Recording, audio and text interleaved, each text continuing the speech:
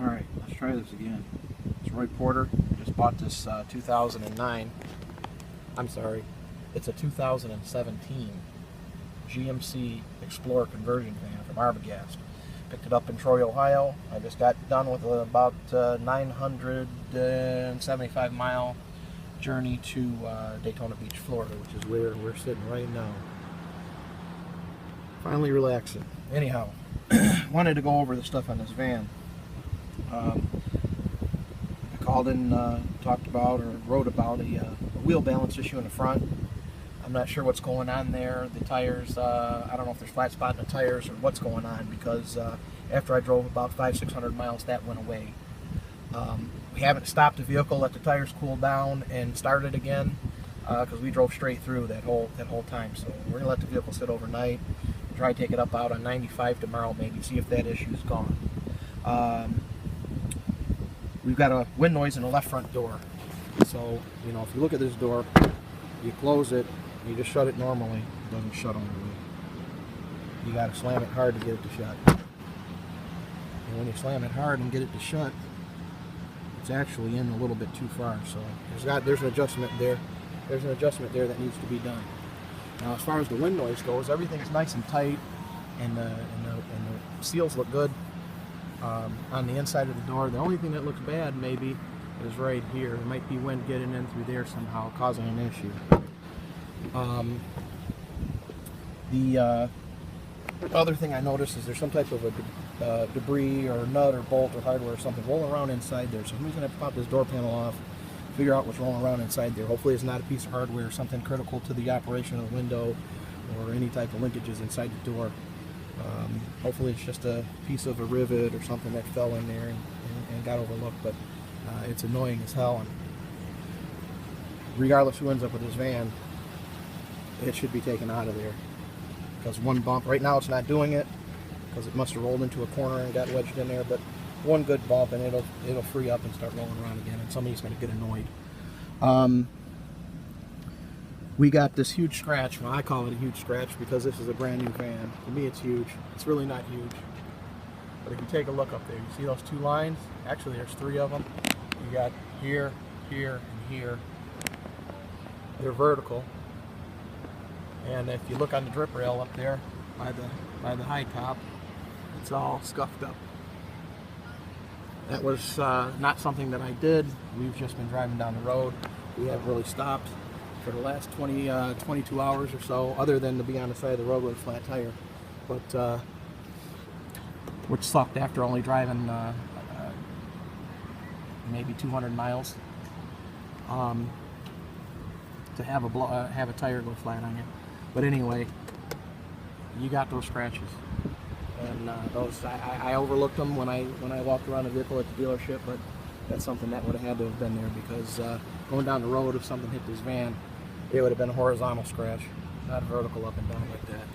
So I don't know if that's something that happened when you were setting the top down on there, or what's going on with it, but something that needs to be addressed, because it's scratched down into the primer, and maybe even bare metal, so something's got to be done with it. You've got now my whole tire issue. When I took off in the van, I'm a tow truck driver, so I'm quick to do a pre-trip on anything I drive. Walked around, looked at the tires. I mean, it's a brand new vehicle, so I didn't expect anything being wrong with the tires themselves. But I thumped them just to feel what the pressures were. They felt good. Checked all the fluids underneath the hood. Everything was good.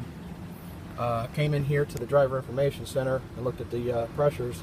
The fronts were at the time 49 on the left, 49 on the right for the front. Left rear was at 49, right rear was at about 40. So it was about 9 psi low. And I thought that was kind of an issue, but the dealership was closed and the service department was closed. Not a big deal. I'm going to go across the street or down the road to a gas station and fill it up, which I did. And got on the road, kept going. It was only 8 psi. It wasn't a big deal. I just figured maybe somebody just didn't fill it up all the way. One of them was lower than the other ones. It happens. So I just took care of it. Later on down the road, though, got a light on the information center there on the dash. It says right rear tire low, and by the time I got off the side of the road, the tire was all the way flat and somewhat damaged from running low on the sidewalk. Not real bad, but Tried to pump it up with the air compressor that's supplied inside, and could hear the air leaking out of it. There's a hole on the inside of the tire right along the edge by the sidewall, in a spot that's not repairable. So even if the tire was repairable or wasn't run flat, which it looks like it was, you know, it didn't get all chewed up or hole in the sidewall or anything, but there's definitely a line on it.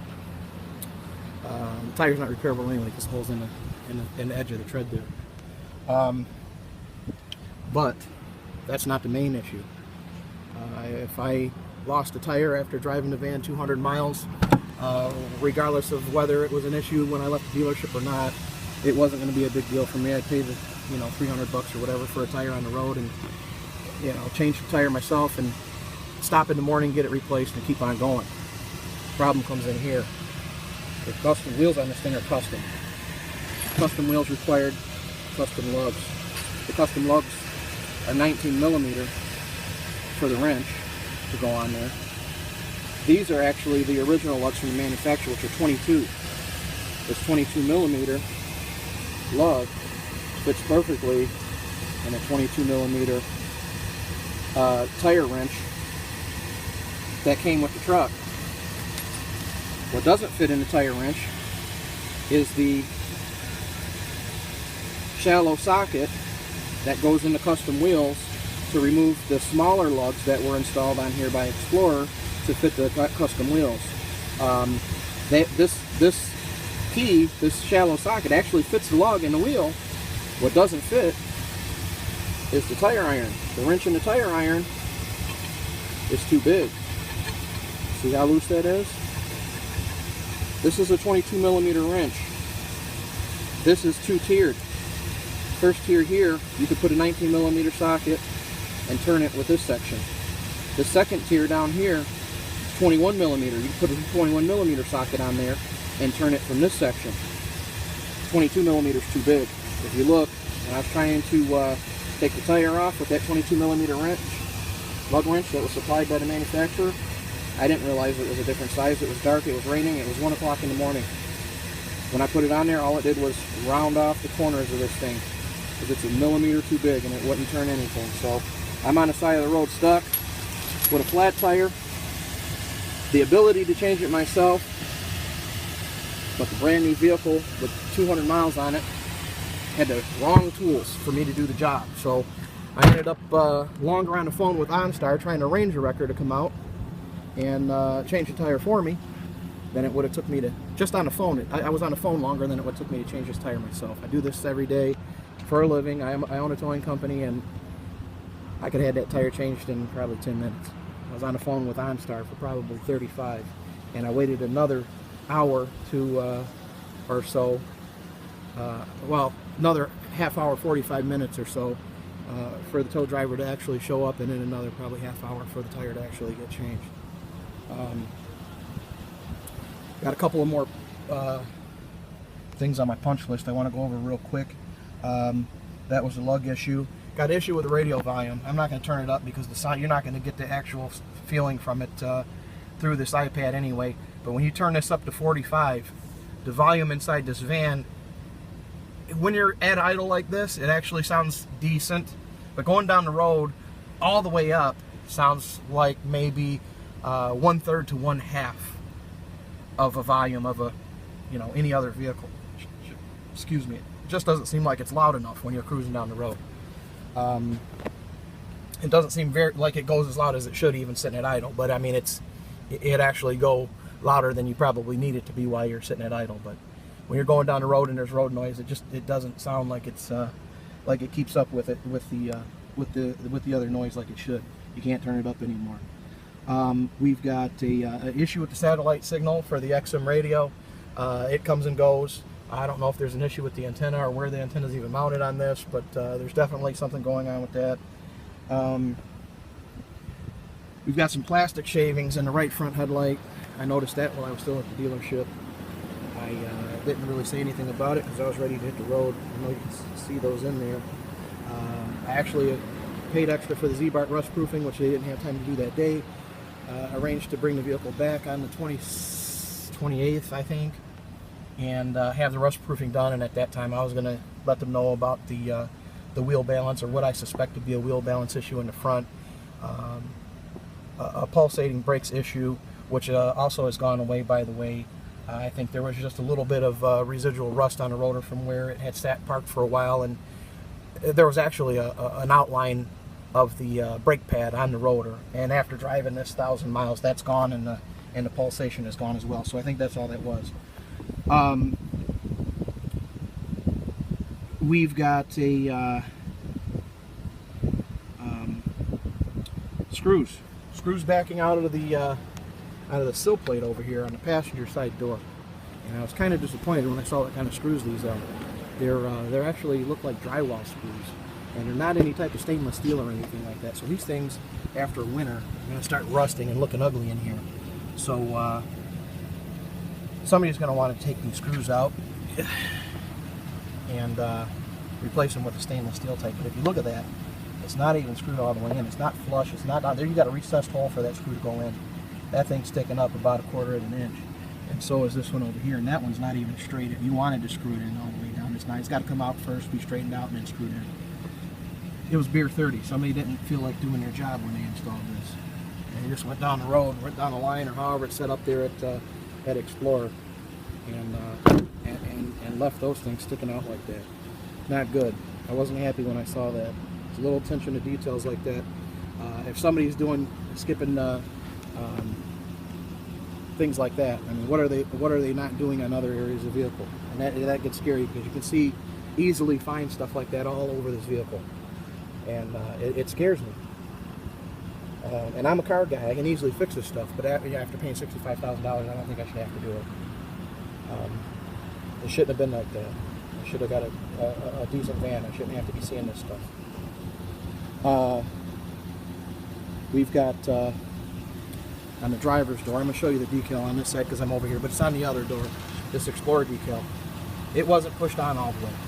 It was actually about to fall off. I stopped to get gas, I looked down, and the thing's hanging there. We're down in Florida now, and the weather's 90 degrees. It was nice sun beating on this black door. I was able to push it on there and get it to stick on there pretty good. Hopefully it stays. I don't know if it will, but it was about to fall off. Just another thing, that wasn't done correctly. All it took was a little bit of pressure to get it to stick on there, and it stick it on there pretty good. I did that a couple hours ago, and it doesn't show to be lifting back off of there. You've got a rocker moldings. This is where my biggest issue is, because these rocker moldings, look, see all that red? I know what that is as soon as I looked at it. I didn't notice it until I got my first tank of gas. So I drove a couple hundred miles before I had to stop for gas, and then I stopped and I looked at that. That's rust, okay? And I know what does that because I'm in the automotive business. That's metal shavings that got dropped there and left there. They didn't get cleaned off or swept off or blown off with air hose. They got left there and they rusted there, okay? And those metal shavings were caused when whoever installed this rocker molding drilled the holes for these plastic rivets. My issue, you look right next to this plastic rivet, they misdrilled. And there's a huge hole right here. And there's another one right here. If you look inside of those holes, you can see where the drill bit went in and actually hit the metal rocker under there and chewed the paint off of it, and it's bare metal. It didn't put a hole in the rocker, but it's bare metal, there's no paint. That's going to be an issue in Michigan winters where there's rust, salt. It's going to cause that to rust. I mean, if you're already getting the metal shavings to rust on a 17 model van in the summertime on the running board, imagine what's going to happen in the winter when the salt hits it on that rocker. We've got that same issue on this side of the van.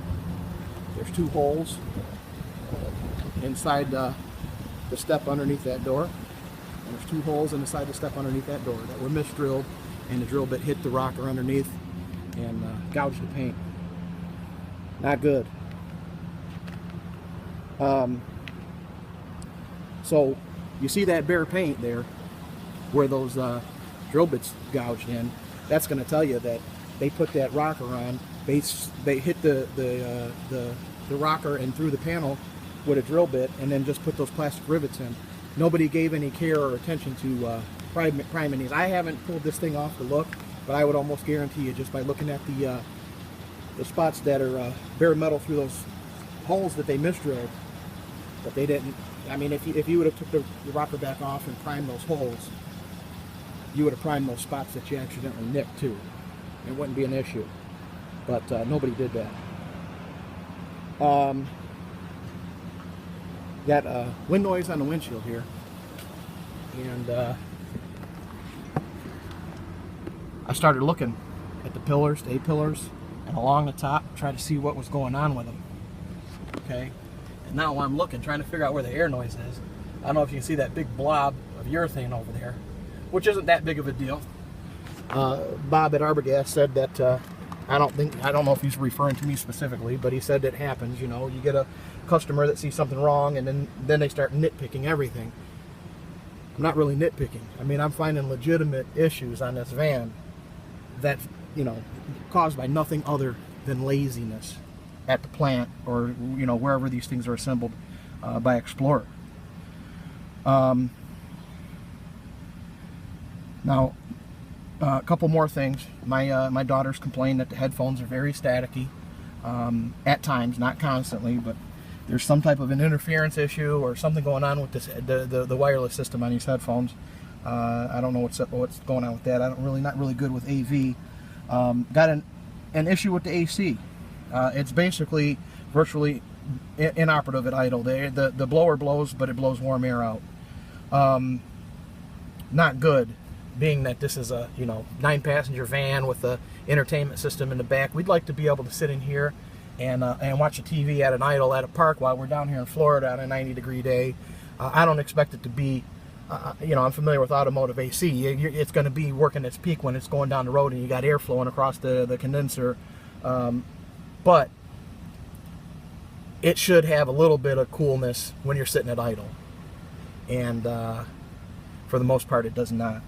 And also going down the road, it'll be cold 30 seconds, and then for maybe 2 seconds it blows a blast of warm air at you, and then it goes back to cold again. So I don't know if the compressor's not cycling properly. I don't know what's going on with it, but you're getting a blast of warm air every couple of seconds here. Every half minute or so you get a blast of warm air. Another major issue for me that shows the laziness of whoever installed the ground effects on this vehicle. We're looking at the fender flare here, and I'm going to show you on this one. You got a fender flare. You got 2 rivets here that hold the flare to a plastic bracket. The plastic bracket is held to the inner lip of the van by a sheet metal screw, which, by the way, doesn't have any primer or anything on the back to keep it from rusting. But the sheet metal screw holds this bracket to the inner quarter panel. Makes it nice and sturdy in this end. It's nice and sturdy there. And I'm assuming there's a quality double stick tape that holds the top lip on there. Seen that a lot. That's common. That's industry standard. But you look up here, you see another sheet metal screw, and right here, where my thumb is, 2 more rivets, and you got a sheet metal screw that mounts that flare nice and securely to the center of the wheel well on the quarter panel here. But you got a third bracket over here in the rear that some engineer decided, hey, this needs to be, when he did it in his wisdom, how are we going to mount this fender flare or quarter flare to this truck? We made these brackets up, we rivet them to the flare, and then we put a sheet metal screw to the body of the car. Well, guess what? There's no sheet metal screw, and there's no hole where there ever was one, so it didn't fall out. This end, whoever was putting these ground effects on at Beer 30 decided 2 screws was enough. The engineer didn't know what he was talking about. You didn't need that third screw. Now in the front here, you got the same issue, except worse. Okay, you got the bracket, just like the other one. You got the rivets that hold it on there. You got the bracket and a spot for a nice sheet metal screw to go in there. But instead, because of the tire, the tech who installed these moldings couldn't get his cordless drill up in there to put the sheet metal screw where it's supposed to be. So he took one of these self-tappers and drilled it in there on an angle, because that's the best angle he could get with his cordless drill without taking the tire off. So he just shoved it in there, didn't even mount it flush. That's good enough. It's not going to come off. But look at that thing. Look how far out it sticks. Nothing at the top. Didn't even bother to put the sheet metal screw at the top. Down here, he did the same thing with a self-tapper. On an angle, the best angle he could get with his cordless drill, zip, and that's it. See the two rivets? There's a bracket here. Sheet metal screw should go right here, right into the fender liner. It'll mount it secure, no problem. Couldn't get his drill in there because of the tire, so he backed it up out here, put it on angle. Saved himself a couple minutes. Doesn't have to take the tire off. Same thing on this side. See it? You got another self-tapper, and believe it or not, on this side, you've got, where's it at?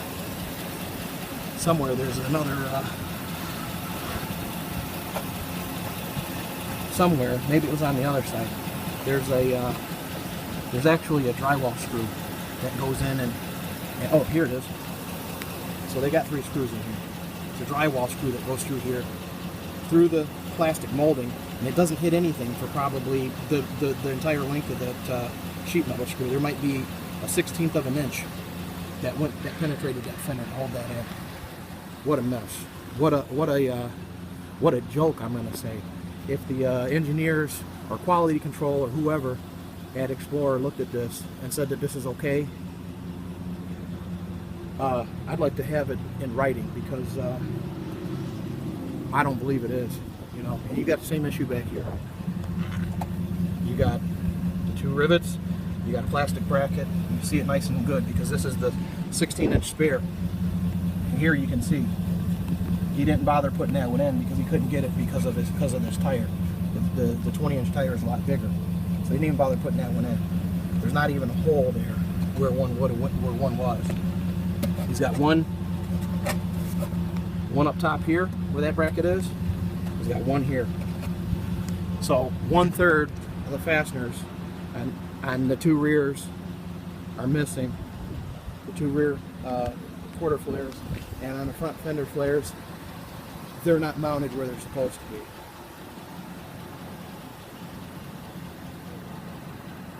You know, just another thing. You know, somebody was in a hurry. Let's get this done fast. I don't know if they get paid commission over there, if they just wanted to go home, but definitely not what I would call quality.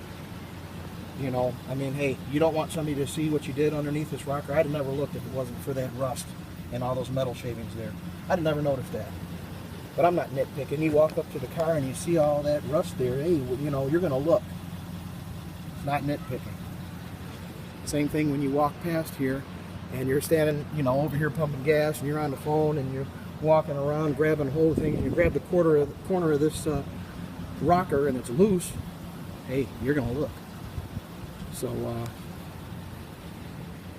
that's a little bit of the story on this van. Luckily, the folks at Arbogast gave me some options. You know, this is really a dream van for me, and they gave me the option to return it, which I'm kind of happy about. I'm surprised that they did it. I even offered, you know, hey, just tell me what it takes for me to return it to you, and I'm going to pay you. They said, just bring it back. You don't owe us anything. That's kind of stand up to me. Problem that I'm having is I drove 1,000 miles from there to here to Florida. In order to return it, I got to drive 1,000 miles back and get the van that I left in their parking lot and then drive 1,000 miles back here. By the time I do all that, half of my vacation is over. So luckily, they have a transporter that's in the area. It's going to pick